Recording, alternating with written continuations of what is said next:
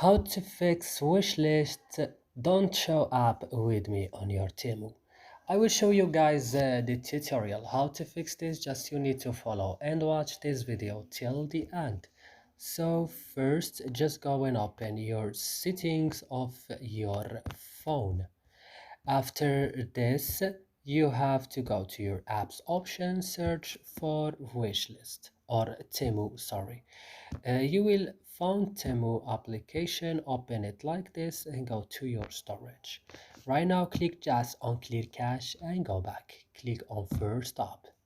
Click OK. And what's next, guys? Right now you have to go to your Play Store, check that your Temu is updated on the last version. Then restart your phone.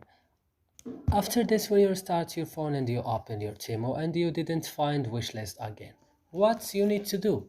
You have to go to the support of the application of Temu and you have to send them like a message. You write that you don't have like a wish list, then they will reply to you and fix your problem.